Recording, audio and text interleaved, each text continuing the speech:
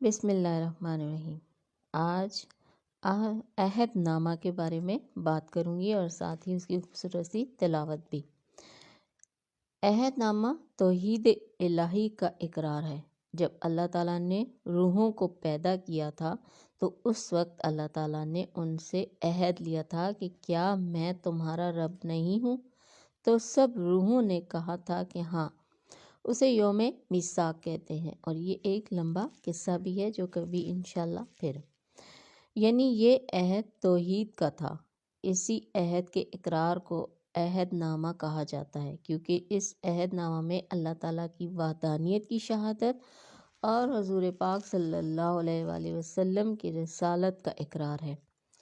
इसके मुतालिक हज़रत इब्ने मसूद रज़ी अल्लाह अन्हा से मरवी है कि नबी पाक सल्लल्लाहु अलैहि वसल्लम ने एक रोज़ अपने असहाब से फरमाया कि तुम इस बात से आजिज़ हो कि सुबह व शाम अल्लाह ताला से अहद कर लिया करो।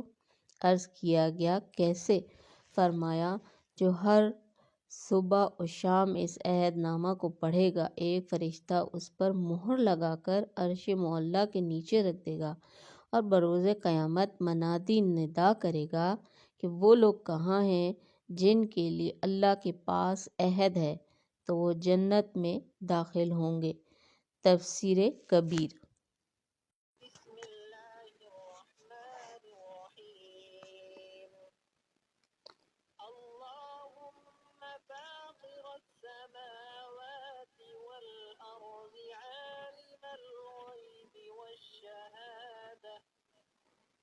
والشهادة أنت الرحمن الرحيم اللهم إني أعهد إليك في هذه الحياة الدنيا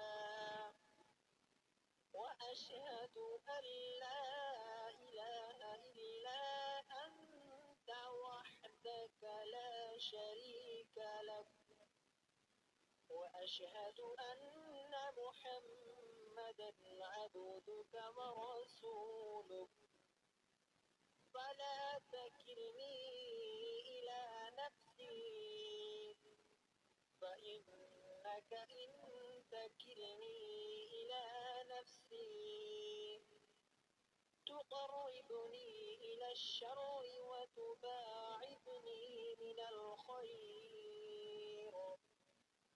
وإني لا أتكل إلا برحمتك فاجعل لي عندك عهدا توفيه إلى يوم القيامة إنك لا تخلف الميعاد وصلى الله تعالى على خير خلقه محمد وآله وأصحابه أجمعين برحمتك يا أرحم الراحمين لولا إذ دخلت جنتك قلت ما شاء الله لا